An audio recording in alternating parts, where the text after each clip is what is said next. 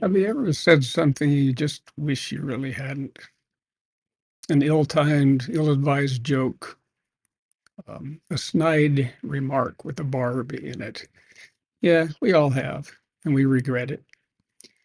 It's the kind of thing that can be forgiven, but maybe doesn't get often forgotten. Let's talk today about the spiritual integrity of the tongue, and do so from a biblical perspective. We've all been verbal arsonists. Consider, says Scripture, what a great forest is set on fire by a small spark. The tongue also is a fire, a world of evil among the parts of the body. And isn't that the truth? Whether it's us speaking or someone else speaking, boy, can we light a fire. And certainly that's the hallmark of social media today. The damage done there by flamers is just incredible. We have a world that's divided by the tongue now. It's a consequence of ill-spoken words, but it's more than that, isn't it? It's a consequence of what's in the heart. Let's turn to Jesus for a little knowledge, some deep instruction, and maybe a pathway towards altering the way we deal with our words. So Jesus told his disciples, the things that come out of a person's mouth come from the heart, and these defile them. It's not so much what comes out of our mouth, although that's what we're talking about. It's where it comes from. No matter where we go, there we are. Our identity is formed and shaped by all of our past life experiences, and we can't avoid being ourselves unless something about us changes.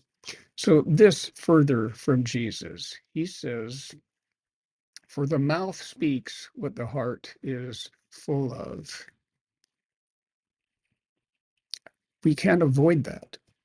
Whatever is in our heart is the overflow from which we speak. And when we're prompted by something that has disturbed us, when the sensory inputs have been overloaded and we want to react, oftentimes we say things that we just really wish that we hadn't. Elsewhere in Scripture, James tells us that anyone who is never at fault in what they say is perfect, able to keep their whole body in check.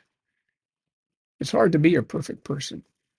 It's hard to be so in balance spiritually, in our soul, and in our body that we are in perfect alignment with the circumstances around us and know exactly how to act and interact. Sometimes that does require zeal. Sometimes it requires speaking a harsh word. But more often than not, it has to do with us being able to speak words of healing and light into other people's lives, to unload and untrigger the circumstances around us so that there can be a genuine relationship established between people in which all people can be heard and honest. And if if that's the case, if that is something that's possible, if the other person is incapable of doing that, the burden of producing that rests upon you and upon me. That's the truth of the matter. My father was a pretty high level administrator in public service in California. And he used to keep a plaque on the wall behind him. Actually, it was a driftwood plaque that my mother had made. And on that plaque, the words behind him said, I'm careful of the words I speak. I keep them soft and sweet, for I never know from day to day which ones I'll have to eat. Words have power. Words have great power. Perhaps you remember the children's nursery rhyme, sticks and stones may break my bones, but words can never hurt me. And how untrue has that been in each one of our lives? Harsh words spoken by our parents, by our friends, by our spouse, by our employer, whatever it's been. Those kind of wounds go deep. Proverbs tells us that the tongue that brings healing is a tree of life, but a deceitful tongue crushes the spirit. So if you want to be an agent of healing, if you want to unload those circumstances, then take a look in your own heart. Scripture tells us, above all else, guard your heart, for out of it flows everything that you do.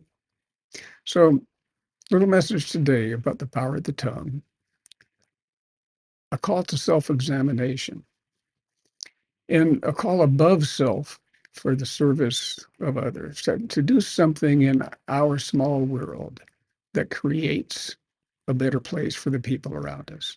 God bless you.